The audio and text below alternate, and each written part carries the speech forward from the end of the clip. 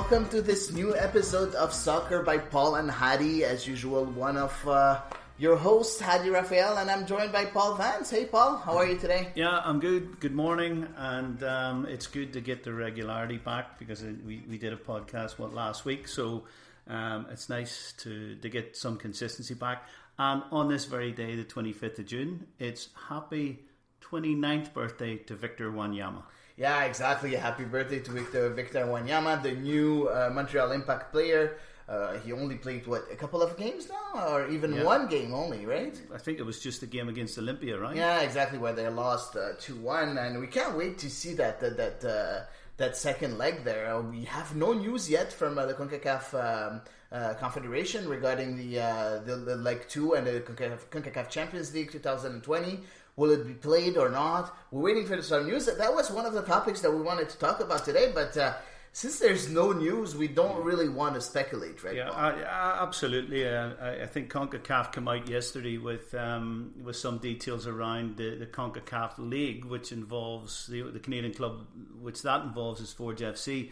And that was due to begin in the 28th of July, and they've pushed that back. So you would have to assume that then in that case, even though they haven't mentioned Champions League, that it's going to be pushed back as well. And we were doing a little bit of speculating on whether it might be good to play the final stages of this year's Champions League in one country, the way UEFA are doing with their Champions League. But we don't really have any more information, so it's probably a topic we're going to leave for another day, right? Exactly. As soon as we have some news, we're going to talk about it for sure, because we need to talk about what's happening in our region, and there's the Impact also playing, so we want to see exactly what they're gonna do in that competition. There's just one thing that I wanted to tell you about. Maybe the return leg is gonna be a bit easier for the Impact because I don't think it's gonna be in Honduras, and I don't think it's gonna be. And even if it is in Honduras, I don't think we're gonna have the same public. So you know what, that might be easier. But we'll talk about we'll cross that bridge whenever we have some news. Yeah, look, if it's not in Honduras, it increases our chances hugely. Even if it's in Honduras and there's no crowd, it's obviously still a better scenario for Montreal Impact. Still going to be a tall order to overcome the 2-1 deficit, but like I say, our chances increase hugely if there's none of those hugely passionate, crazy Central American fans in the stadium, right? Yeah, exactly. We'll see about that whenever we have some news. We'll talk about it in our next episode. But today, let's talk about that MLSisBack tournament. We talked about it in the last episode, but now the MLS has issued the fixtures for that tournament. So we're just going to talk about the fixtures of the Impact. We're not going to go into all the great fixtures that they're going to have. I invite you to go on the MLS website to go find the fixtures. But let's talk about the fixtures for the Impact. So the first game is going to be on July 9th, on Thursday at 8 p.m. Eastern Time against the Revolution, the New England Revolution. And then the second game is going to be on the 15th of July against Toronto FC. And the third game will be the 21st of July at 10:30 Eastern Time. That's like really, really late. Against DC United. There's going to be some hangovers going to work the next morning for that one. Oh yeah. Thank God I don't work on Wednesday, so I won't have that problem. But when you think about it, I'm happy. I was a bit afraid that we would have our first fixture against Toronto. Yeah. I was really afraid about that. Yeah. And I'm happy that it's not the case, because we're gonna but you know what? It's a tough game against New England. The best scenario would have been to have the first game against DC United. Yeah, I think I agree. But it didn't happen. But you know what? At least we don't have Toronto at the first game. I think I agree. I think if we were setting the schedule ourselves, we would have probably preferred DC United first. Okay, so we got New England first. We've already played them. We've already beaten them at the Big O. But they're going to be a formidable opposition in the first game. There's no doubt about that. we are very happy that we don't have to play Toronto first off. But if we'd had to play Toronto first off, I think that would have been a down for the competition as well, because you don't want to go in playing your first game of these group games.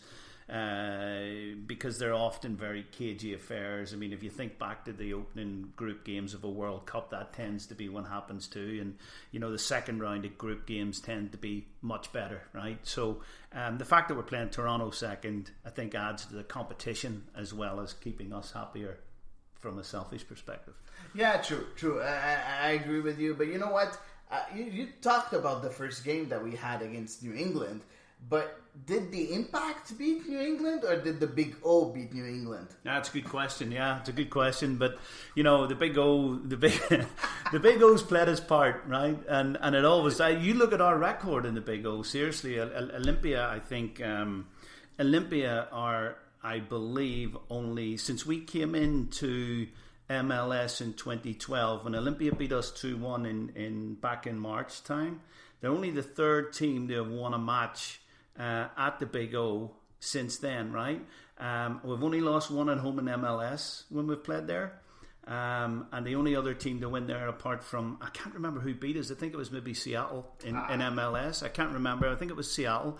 But the only other team to beat us apart from Olympia was Club America in the final. So the Impact of a great record at the Big O. Yeah, but no more games there at the Big O. I think not for the MLSisBack tournament. Maybe if a regular season is. Yeah, but I think the point I'm trying to make is maybe one of the reasons why our record is so good at the Big O is because the visiting teams really do not relish playing there because of the conditions. You're right, and that's why I wouldn't take that game one against New England as being. Some sort of an assertive result for the coming game on July 9th. So I'll be pretty much afraid. Don't forget that the Revolution has a great team, right? They have that three players up front with the what's his name, Carlos Gil, Gustavo Bu, and the third player. I forgot his name. I always forget his name. They're quite formidable. There's no doubt about that. And I think certainly since he came to the club, Bruce Arena has given them a lift as well. So they have a coach there who knows the league inside out. And you know what? It's a tough opener. It's not Toronto, but it's a tough opener. It is a tough opener. And you know what? It's Spinilla, the third player. I wanted to ask you something because a lot of people were saying when Bruce Arena was appointed as a Revolution head coach, a lot of people were saying, he's a dinosaur. He's not a manager that knows that followed the evolution of the game, and they weren't really sure about it. And then he had that great season, that great end of season in 2019. And there's still a lot of people, even after that end of year last year, there's still a lot of people saying, yeah, I don't think that his form is going to continue this big. He's still not the right person to lead them to glory. It's an interesting question, and I think you have to give Bruce Arena his lead at the minute because of the way he kind of handled things in 2019. And I probably would have been one of those who was a bit skeptical about how successful he would be. Now, obviously, he's been successful previously in his career, to your point. Maybe he's not so much changed with the times. I don't know. I'm not sure. But I think what he done last year, he deserves a chance to take New England forward, and I think that's exactly what he's going to do. I mean, he knows the league inside out. For me, because of what happened last year, he's sort of proven himself somewhat, and I think he's going to be a difficult opponent for Thierry Henry to lock horns with in that first game. Yeah, and you know what's interesting about this matchup is that you have that I'm going to call him dinosaur, even if he's not, but someone with a lot of experience as a coach against someone that's a newbie as a coach with Thierry Henry. So do you think the old or the new, who's going to win? Who's going to have the upper hand for you? Well, I'll tell you who I hope will win. I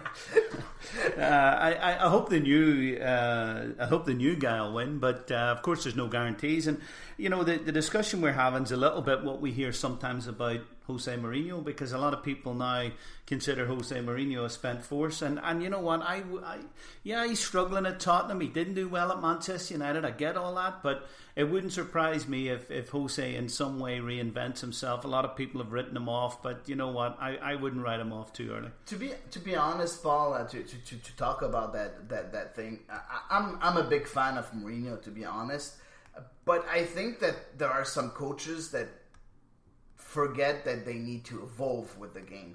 And one of the greatest managers of all time for me is Arsène Wenger.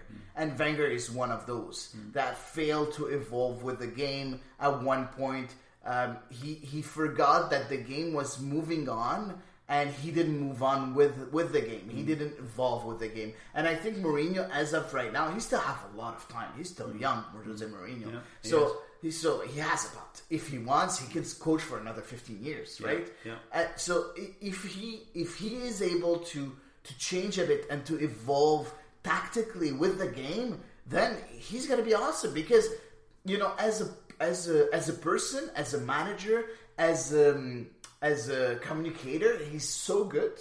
He's one of the best. Yeah. He's one of, if not the best, as a communicator. He's shrewd and he's smart, and he's still box office. He's still, you know, when he's on in an interview, you want to listen to what he's saying, right? You know, because he's always got something interesting to say or controversial to say or whatever. But, you know, just as you're talking there, a name popped into my head, and it's somebody who's dear to me, of course, is Alex Ferguson. But I think when you think about Jose, who's been a great manager, and there's various others have been a great managers, maybe over shorter periods of time, and you think how long, and you're talking about managers evolving throughout their tenure at a club or through various different clubs. Maybe look how long Alex Ferguson was at the top, and not only the 25 years he had at Manchester United, but this guy won the European Cup Winners' Cup with Aberdeen. He broke the Rangers Celtic stranglehold in Scotland with Aberdeen. He beat Real Madrid in a European final.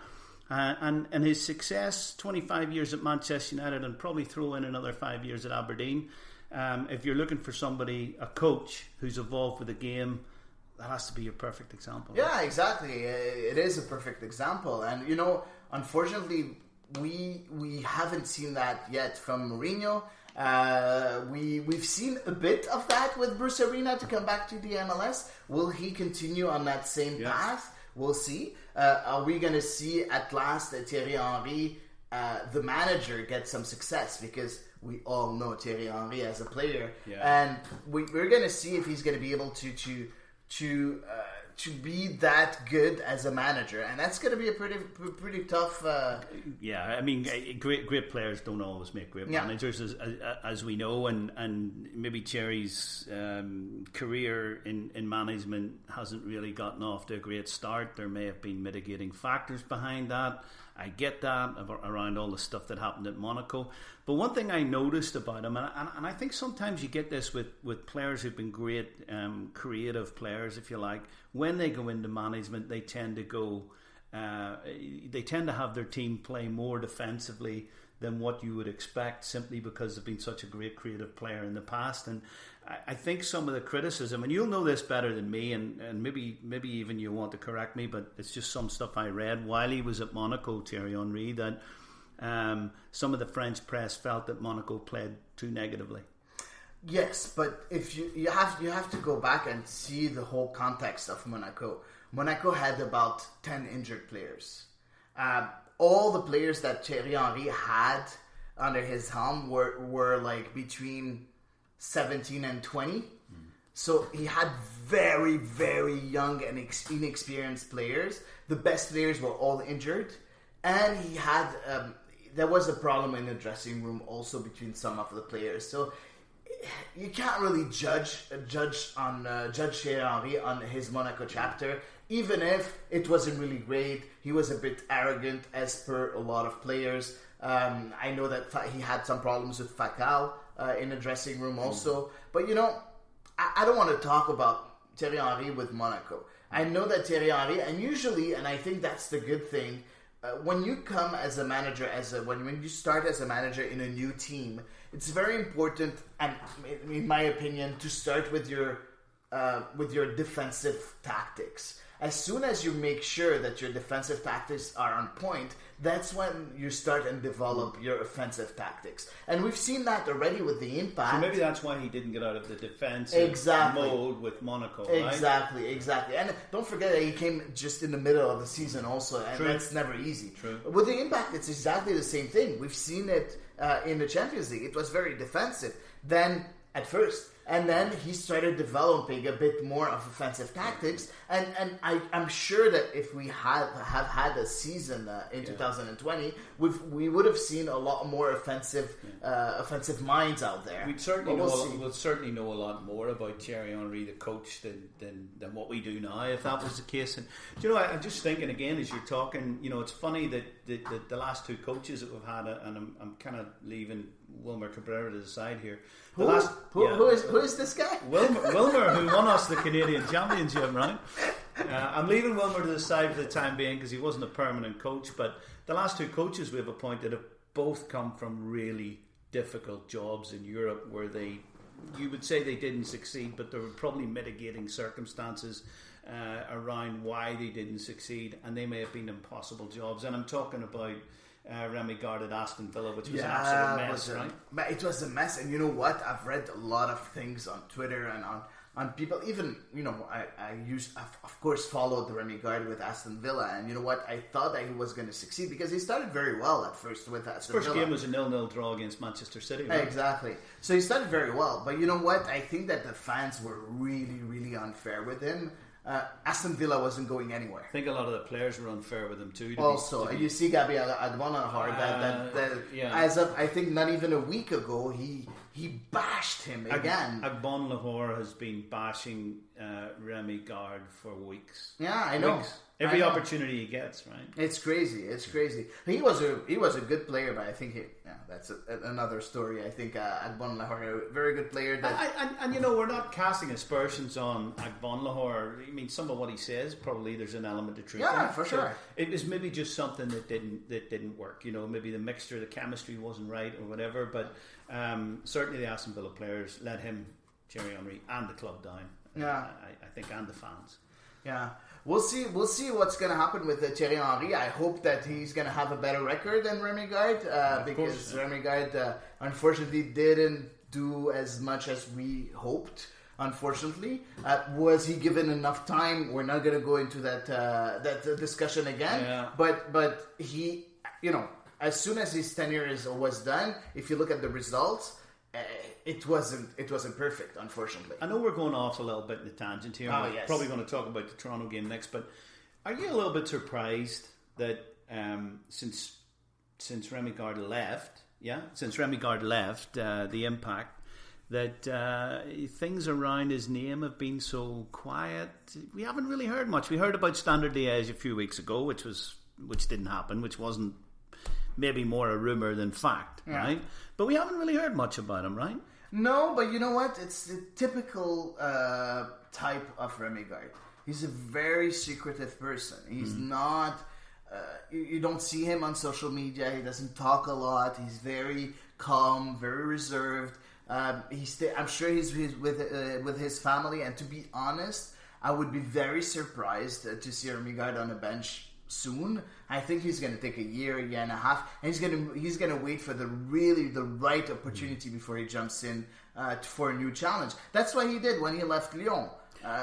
Interesting you mention Lyon because maybe Lyon's his place, right? Lyon's where he's probably felt most at home in his career. Yeah. And maybe he's waiting on something there, right? As a coach, I agree because he was very good at Arsenal as a player. But as a coach, yes, it is Lyon. But you know what? You never know. He might come back to MLS.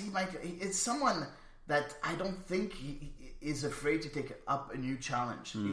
He went to England. He came here in MLS. I wouldn't even be surprised to see him in Australia, in Japan, in wherever. And, I think he's just waiting for the right opportunity. And I think it's going to take maybe a year before he gets another job because I don't think he wants to rush it. There are some managers that really want a job like right away. It's not that type of person. He's not doing any punditry or anything, no? He's not doing what? Like punditry, like studio guests in France or anything? I haven't seen anything from him. I haven't seen even one interview on since he left the Impact.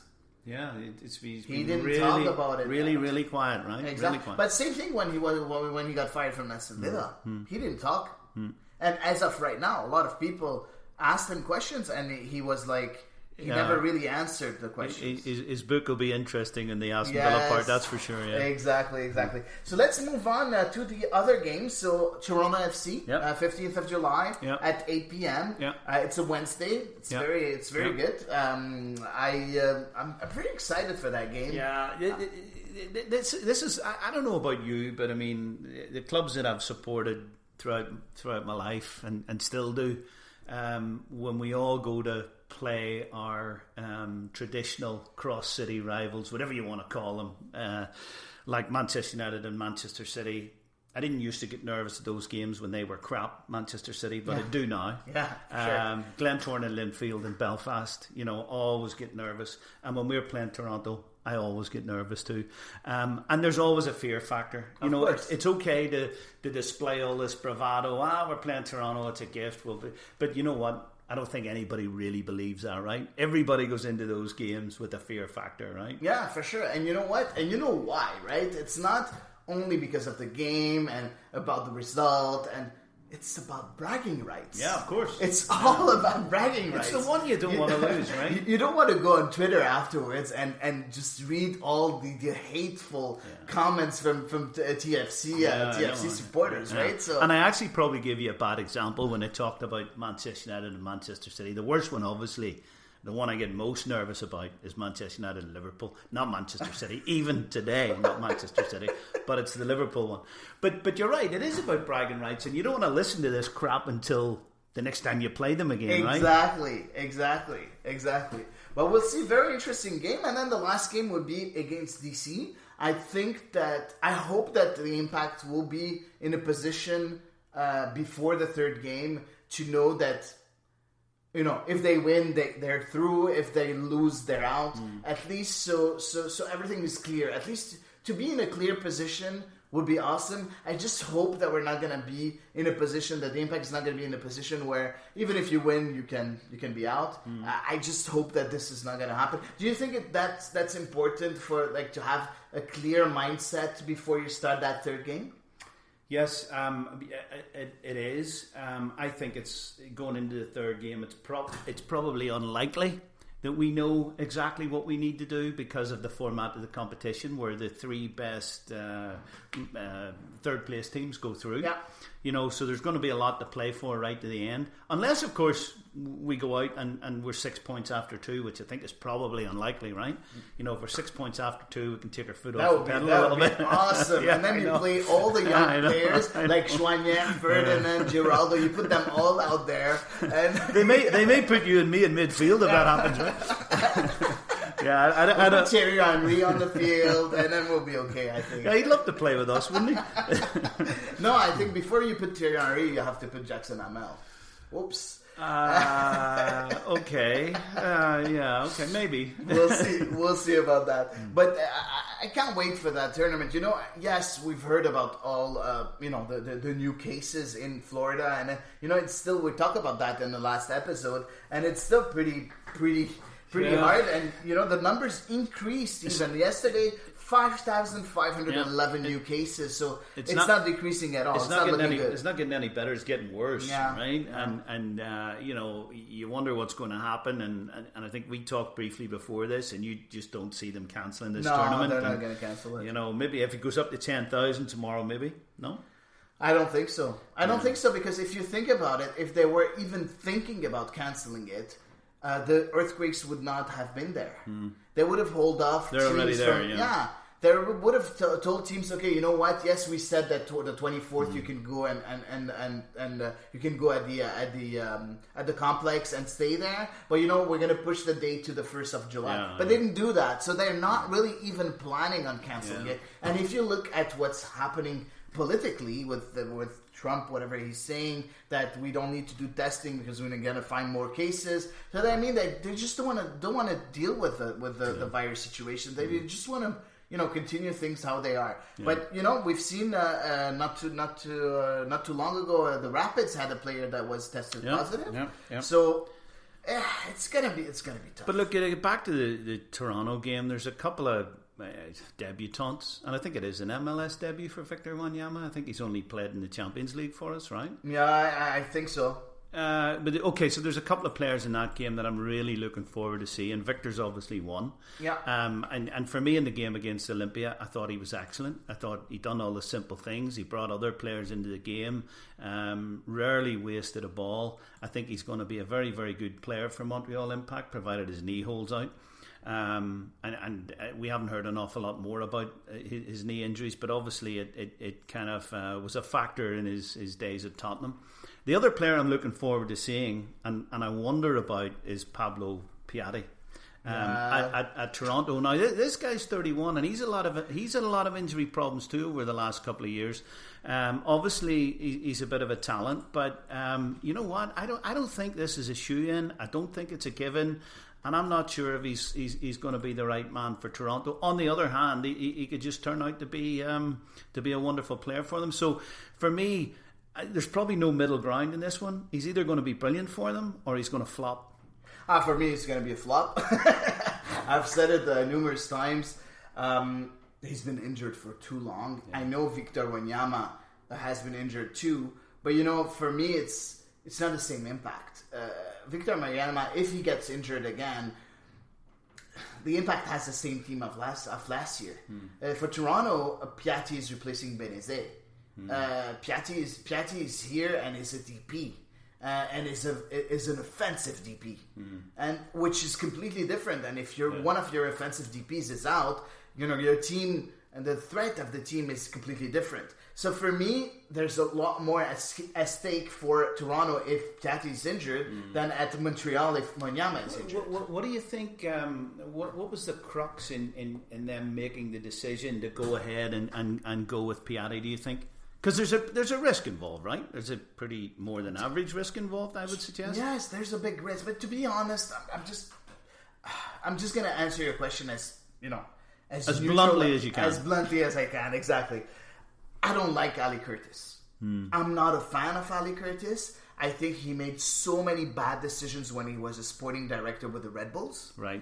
And I never understood why he was hired as a Toronto FC manager, as sporting director. And right now, the decisions that he's taking are, for me, I think it was time for Toronto FC, if we want to be as neutral as possible. I think it was time for Toronto FC to close off that chapter of Josie Altider, Michael Bradley, and everything. It was time to start a new cycle. It was time to renew your team, which they didn't do. That team has been awesome. But now we've seen Bradley has having problems. Altider has been injured for the last 2-3 years. Now you come and you add another player that's injury prone, and that's 31. Okay, but you know what? Yeah. Where's the whole project? Because Altidore only going to play half the games this season again, right? Exactly. Because that's all you can get from this guy. Exactly. Now. He's awesome. He's awesome. And they gave him a big contract like a year ago, just over a year ago. I think so. Strange decision, I don't know. I'm not really keen on that decision. I think that it's a good decision. It's not bad, but it's not a long-term decision. And I think that now, if you look at Toronto FC, if you try to look at the squad of Toronto FC in a couple of years, you have almost no very big players that are going to be here in 2 years. And it's very weird. They haven't really recycled their personnel in an effective way, because you got the likes of those two Americans, and obviously I'm talking about Altidore and Bradley. You've got these two guys right at the end of their careers now, right? Altidore is still young; he's 30. But it's the injuries, right? It's the injuries. That's the problem. Yeah. And I think he has a contract until 2022, so he still have a 2-year contract. You're only going to get half the games from him each of those seasons. Exactly.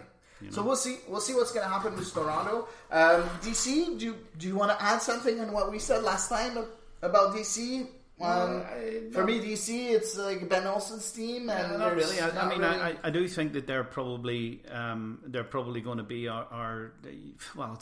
If you look at the 3 games we have to play, they're the ones that you fancy us in most. That's the game you fancy us in most. I think the way it works, I mean, if you win one game in the group, you have a good chance of progressing, into the next stage of the tournament. And this is the one we would definitely be expecting to win. And if we can pick up a win before this one, and then another point maybe in the last game, I would say we'd be safely in the mix for the next stage of the competition. Yeah, you're right. I just want to give just a key thing to look at from the impact point of view when you play against DC.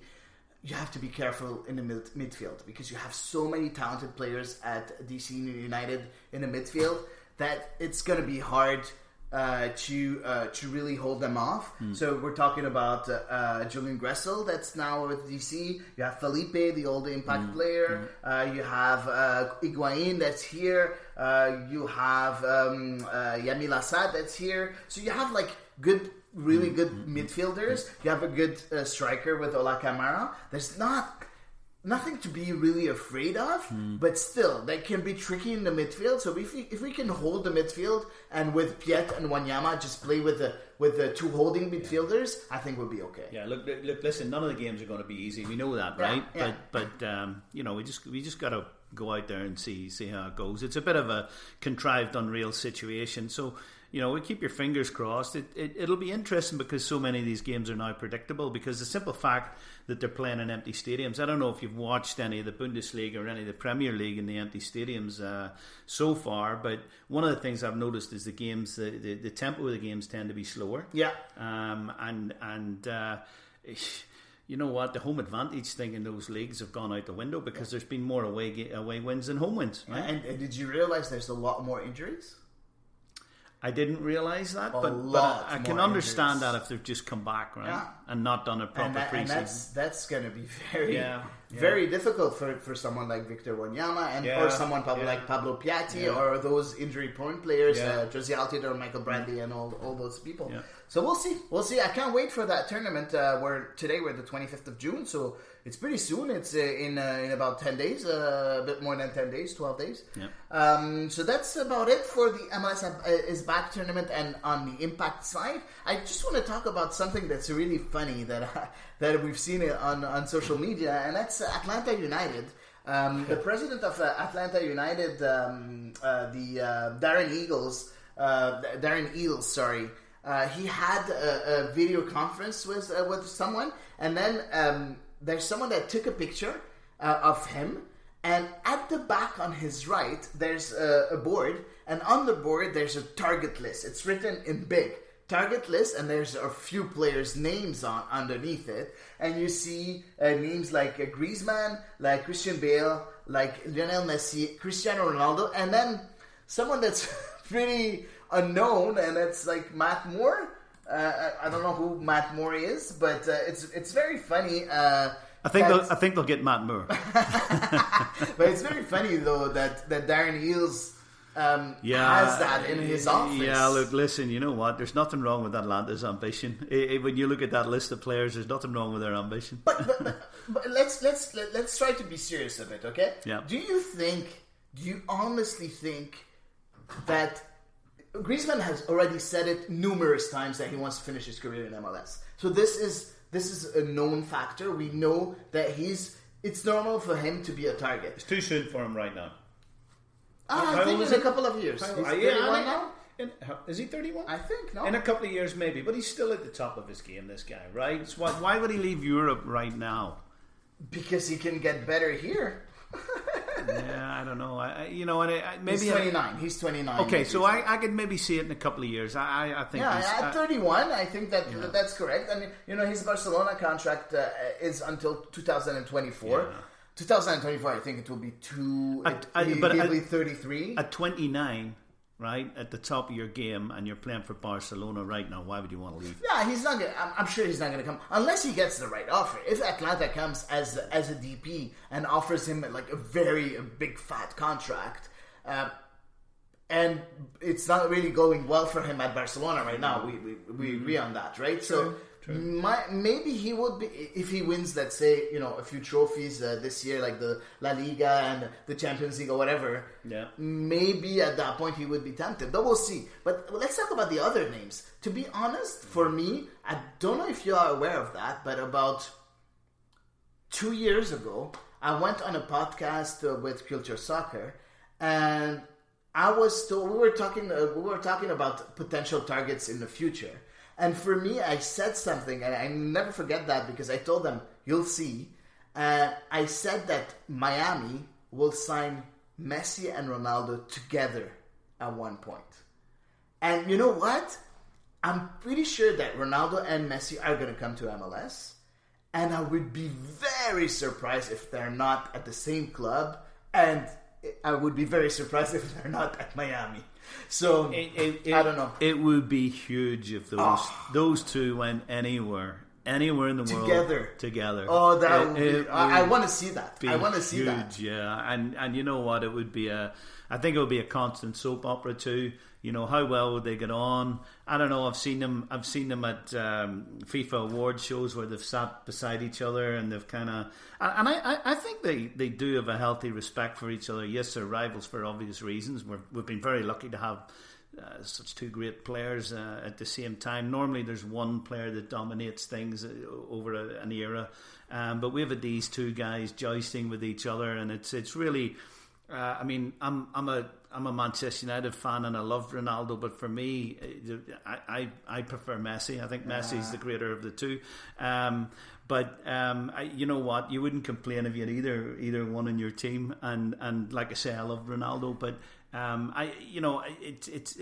the two of them in the same team is just that would be awesome. It's I think we're you can't really explain it in words. No, you right? can't. You can't. I'm struggling to find the words, and even the fact that they would, they're near the end of their careers, right, rather than at the start.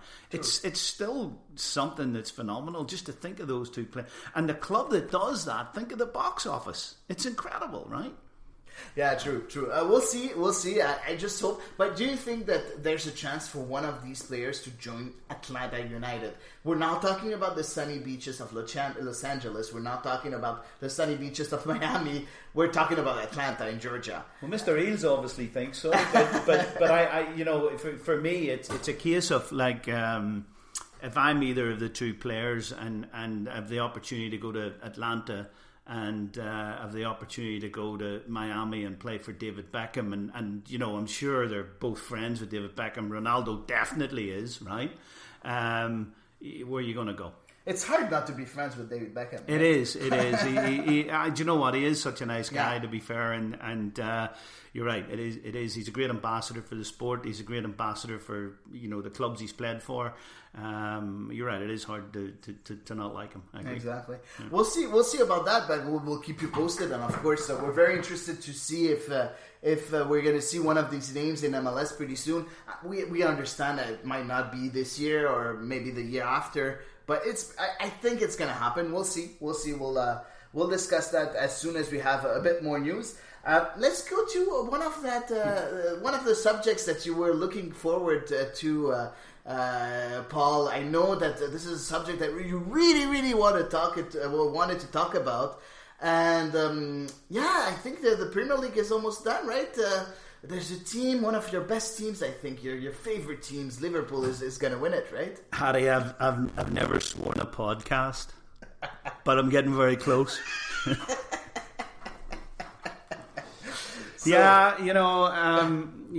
Okay, so I guess as I sit here in my Eric Cantona Manchester United t-shirt, I gotta congratulate our great rivals from down the East Lancs Road, Liverpool, for winning the title. I know they haven't quite done it yet, so I'm saying my congratulations now. So when they do win it, don't ask me to say it again, right? But seriously speaking, you know what? What can you say? They've been fantastic this season, and Klopp. You can't give Jurgen Klopp too much credit for what he's done. You look at some of the signings that he's brought in. You look how long he waited to sign the right goalkeeper. You look how long he waited to sign the right centre back, and spent big money both times. He backed his judgment by spending huge dollars and pounds, whatever you want to call it. I think probably there's only one signing that I can think of that Klopp has made for Liverpool that hasn't worked out, and it's our friend Loris Karius, the goalkeeper. But I think he was trying to prove himself again in the fact that if you sign a goalkeeper with no hands, it'll still work out. But I think, the Karius thing for me maybe counts as 3 bad signings. I don't know. But you know what? You got to give Klopp the benefit of the doubt, because everybody else he's brought to the club has done phenomenally well. And a couple of things you got to say about Liverpool here too. They went on a run of 18 matches in the Premier League unbeaten earlier on this season, which is absolutely phenomenal. Sorry, not 18 matches unbeaten, 18 consecutive wins. Just think about that. That's crazy. In the Premier League. And their home record this year, played 16, won 16. Phenomenal. And you think about how I can't remember how many points they're ahead of Manchester City. They're ahead 23 points, but they will have one more game. Okay, so Liverpool, listen to this. Liverpool are 23 points ahead of Manchester City, who are also a great team. Yeah, and an amazing team. And a team that could well win the Champions League this year. Yeah. In fact, I would put them as favourites. I really would. Really? Yeah, okay. We're not going to talk about that because I don't agree with you at all. Yeah, but I don't want to talk about it either. I might swear again on the two clubs in the world that if they played each other and I'd want them in the same game and I'd want them both to lose, it's those two. So can we move on? No, but let's go back to Liverpool. A great team, and you know what?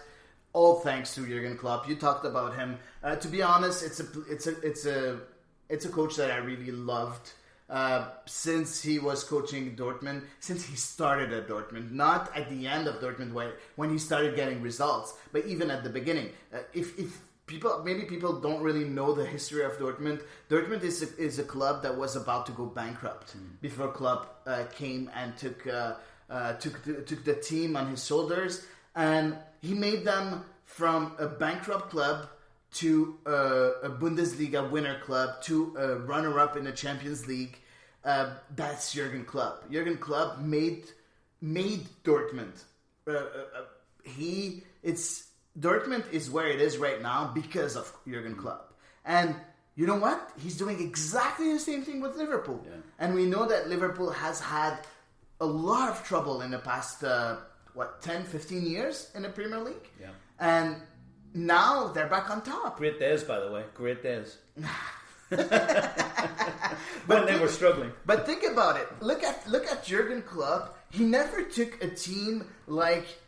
I'm one of the biggest fan of Guardiola, okay? But Pep Guardiola, whenever he goes to a winning team, okay? But if you look at Jurgen Klopp, okay? He was with Mainz at first. He was as a manager there. He got promotion for Mainz in Bundesliga. That was in 2003 and 2004. But then at Dortmund, he took a bankrupt club and then he won 2 Bundesliga, 2010, 2011, 2012. He got 1 cup, the DFB Pokal, 2011, 2012. And then he got a runner-up of the Champions League in 2012, 2013. Then he went to Liverpool, another struggling club. Champions League in 2018, 2019. Remember that, Paul?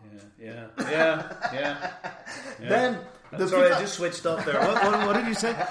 Then he won the FIFA Club World Cup. Yes, a lot of people are going to say, yeah, but it's easy. Yeah, no, it's not easy. It's not easy. Just to be there, you have to be the best club in Europe. So that's just to be there. And then you have to be the best club in South America, which is never an easy task. So he won that. And now he's winning the Premier League. What a great coach. What a great coach. And you know what? This is one of the coaches that you've seen evolve. Yeah. He's not the same coach as he was at Mainz. He's not the same coach as he was at Dortmund. You've seen a different style of play with Jurgen Klopp with Liverpool, right? Yes, he's been adaptable. I mean, I'm just sad and disappointed for all those lovely Liverpool fans who won't be able to go to the stadium and watch them win the league. He always has the greatest words at the end, Paul. I'm trying to keep my own spirits up. For God's sake. And you know what? Chelsea play Manchester City today. Yeah. And you know what? Manchester City have to win that to help Manchester United to get into the top four, and I'm keeping my fingers crossed for Guardiola today. So it's strange times to be a Manchester United fan, I tell you. Yeah, you're not used to lose, right? Well, we are over the last 5 years or 6 years or whatever. I tell you, welcome to the club, Paul. Welcome to the club. I know all about losing. No, listen, I'll tell you a stat from yesterday. You saw United's result yesterday against Sheffield United. Yeah, they won 3-0. Yeah. Anthony Martial scored a hat-trick. First Manchester United player to score a hat-trick in 7 years. Oh, wow. 7 but you know years. what? That's something very interesting, because I watched a bit of the game yesterday, and we talked about Martial and Rashford, and we were talking about it, I think, in the last episode, when you said that those two can't play together. Yeah. And yesterday, hat-trick from Martial with 2 assists from Rashford. What do you think about that? Yeah, you know what? It's encouraging. It's encouraging for me. And I guess the other thing, I'll go back to Pogba. It was the first game he started since September last year, wow. Which, what's that, 9 months or something, right? And again, he's had a decent performance. Like he came on against Tottenham last week and changed the game for Manchester United. But I've got this theory about Pogba, right? He's no longer the main man. He's no longer the main man because... really Fernandes is, right? And I think it's like, and maybe this is where you get the best out of Pogba, because when he's the main man, he knows everybody's looking at him anyway, and it's almost subconsciously that I don't need to try. Almost. I'm not saying it's exactly like that, but he's not the main man anymore, and he's got to make his butt move, right? True. And you know what? So far, what we've seen since the game is, the football has resumed. He's had a good half hour at Tottenham, and he had another good. He had a good 90 minutes yesterday. So my theory is that keep him depressed. Hey, you're not the main man, Paul. You've everything to prove, and who knows? Because you know what, he has it in him, that's for sure. But the attitude's got to get better. Let's hope that we find a consistent Pogba, which we've never seen yet from him. But maybe Solskjaer has found the way to keep him consistent and good, because now it's a game and a half where he's good. We'll talk about it, I'm sure, in next episodes too. Let's move on to our next topic. You talked about Manchester United. I'm going to talk about Marseille. Yeah, what's going on there? Financial fair play. You guys are cheating like Manchester City. What's going on? Come on. We were not cheating at all. That's the problem. I wish we were able to cheat like Paris Saint-Germain, who gets a jersey contract for 400 million a year. But no, we can't do that, because we're Marseille, and we can't pay off some people at the FPF, the Financial Fair Play Committee. But yeah, it's I don't understand. Just for people that are not really aware of what's happening right now in Marseille, weren't able to hold their end of their agreement with the FPF, and because of the whole pandemic issue, they were supposed to, as per rumors, because we don't have anything written, of course, they were supposed to sell for 60 million euros this year, and this agreement was waived mutually between the FPF and Marseille, but the FPF still gave sanctions because they like to do that, and because it's not Paris Saint-Germain, we're only Marseille, one of the biggest clubs in France, if not the biggest. Well, I assume Marseille are appealing this, right?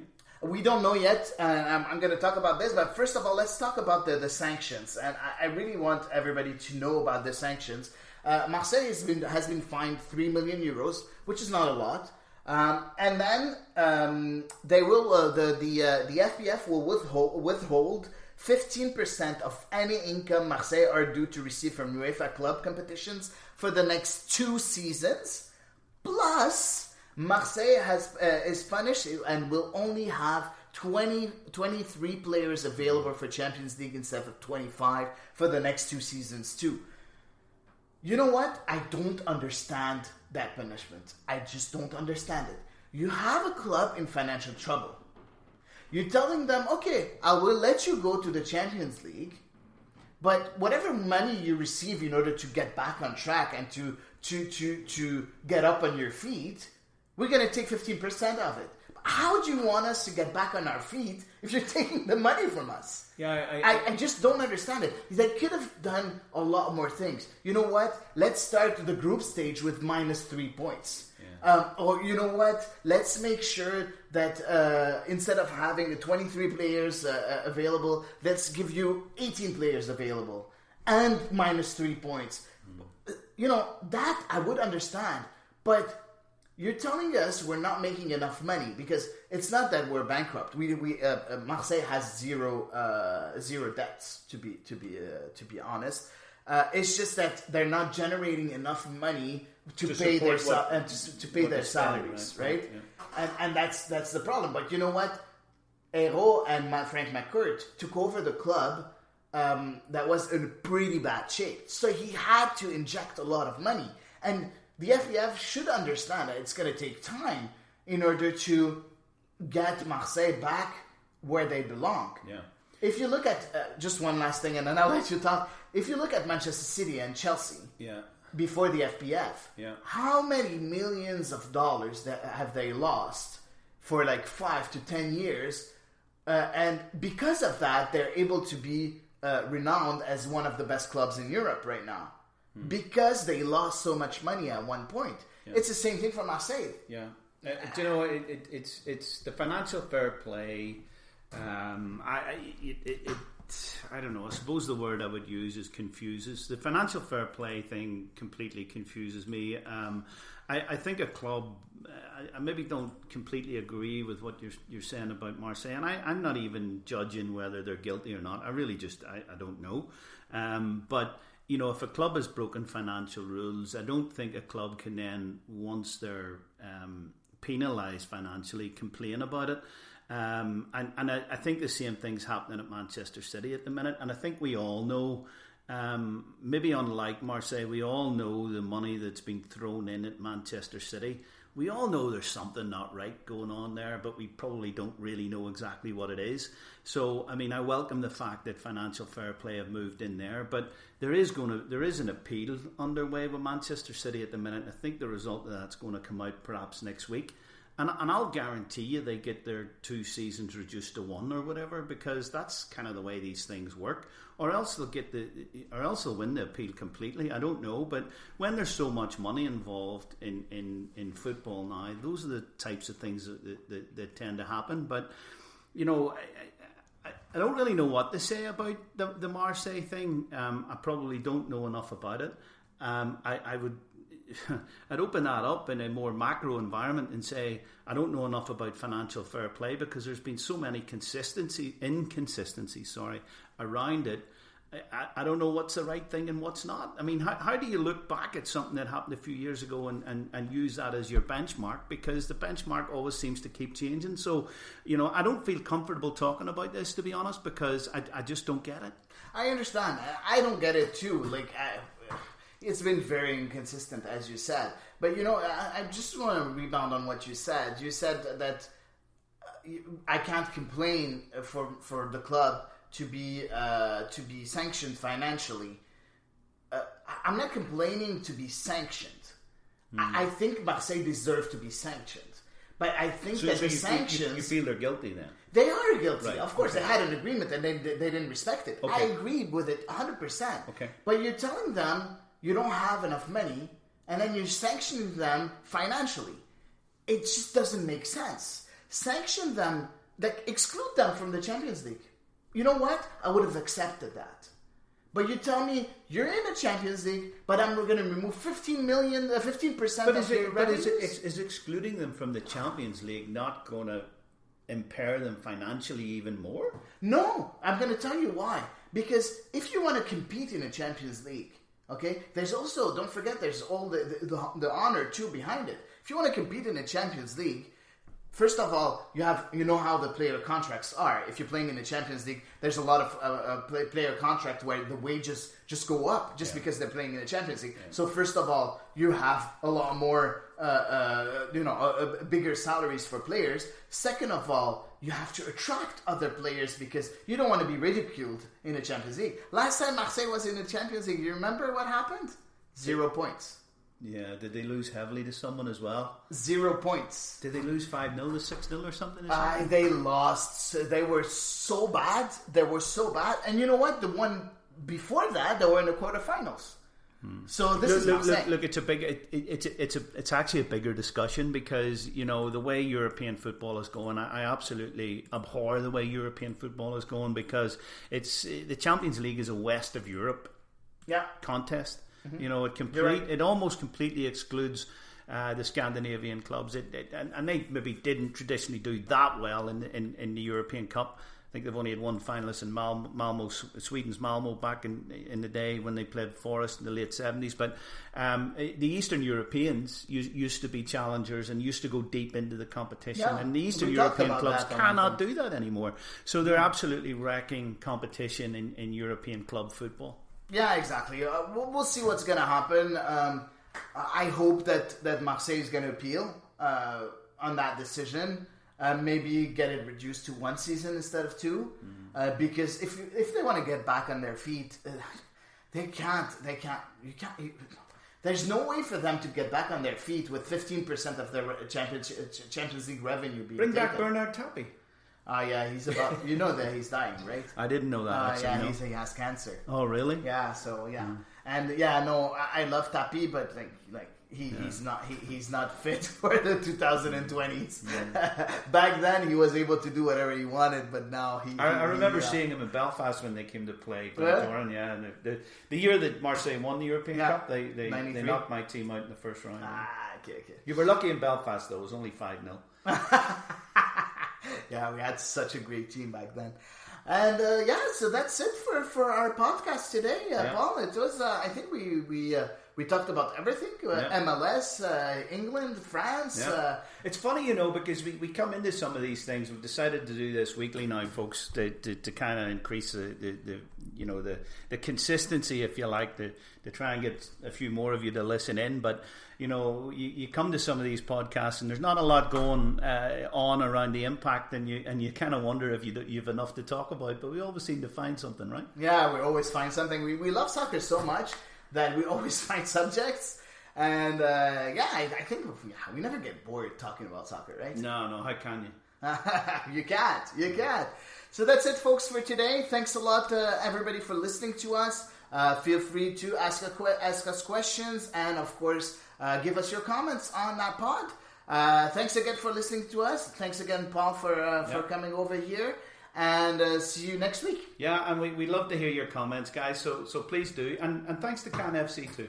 Yeah, for sure. Thanks for the Can Football Club for hosting our podcast. Feel free to go and encourage them on Patreon. They have a Patreon page. You can go and encourage them if you want to. Thanks a lot to everybody there at Can FC. And we'll see you next time for a new episode of Soccer by Paul and Hady. Ciao. Ce podcast est une diffusion du Cannes Football Club, l'alternative foot. Allez au cannesfootballclub.com.